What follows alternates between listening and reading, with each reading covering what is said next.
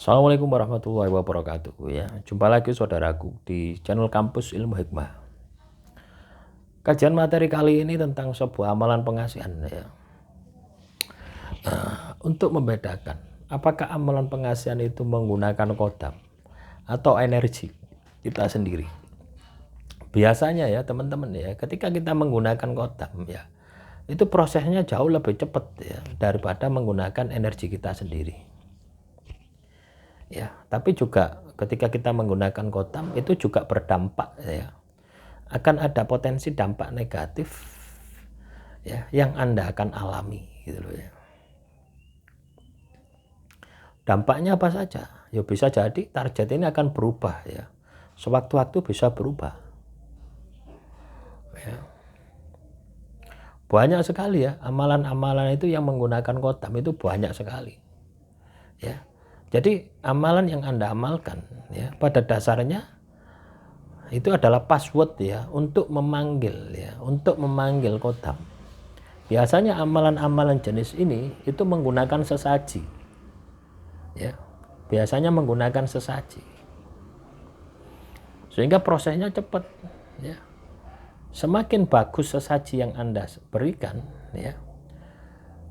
Semakin bagus, semakin mahal, semakin bagus sesaji yang Anda berikan terhadap kodam tadi ya, maka amalan pengasihan Anda ini akan semakin cepat ya. Jadi teman-teman Kampus Ilmu Hikmah hati-hati ya dengan ini. Tapi kalau menggunakan energi diri kita sendiri ya, nah itu kita melakukan dzikir ya, melakukan puasa ya, artinya kita itu menghimpun energi kita sendiri ya. Prosesnya pasti agak lama ya, tapi soal resikonya itu minim ya. Ya, resiko katakanlah energi kita itu menyerang kepada diri kita itu sangat minim ya, paling nafsu saja yang bangkit gitu loh. Tapi ketika katakanlah Anda menggunakan dengan media kodam ya, menggunakan perantara kodam, wah ini macam-macam reaksinya ya. Bisa jadi ekonomi Anda hancur, juga bisa jadi. Bisa jadi Anda mudah marah, emosi dan sebagainya. Ya, bisa jadi Anda tidak bisa mengendalikan nafsu. Jadi semua ya sisi-sisi negatif yang ada di dalam diri Anda ini bisa bangkit semua, bangkit ke permukaan. Ya, ketika kita menggunakan kodam. Makanya ini yang perlu kita sikapi ya. Ya, ini yang perlu kita sikapi.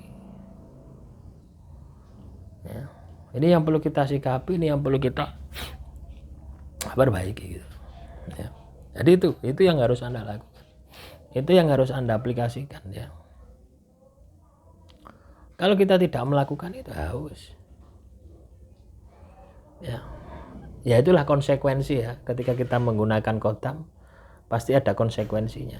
Ketika kita menggunakan energi kita sendiri ya, resikonya minim tapi usaha kita lebih berat ya. Tapi kita tidak perlu was-was, tidak perlu cemas karena itu adalah energi kita sendiri. Kalaupun kita ini katakanlah ada gangguan, godaan, itu dari nafsu kita sendiri. Tapi kalau Anda menggunakan kodam, selain dari nafsu Anda ya, akan menjadi hambatan juga, akan menjadi kendala juga. Nah, juga dari kodam tadi yang tidak bisa kita kendalikan. Ini sangat berbahaya sekali ya. Nah, paham ya? Atau masih bingung ya dengan apa yang saya sampaikan ya? Jadi pengasihan ya biasanya ya, ciri-ciri pengasihan itu ya ketika itu menggunakan kodam itu biasanya reaksinya lebih cepat gitu ya. Misalkan ya Anda awam, Anda tidak pernah mengamalkan amalan pengasihan, tidak pernah wirid, tidak pernah dzikir, tidak pernah puasa. Tiba-tiba dikasih sebuah amalan sama seseorang.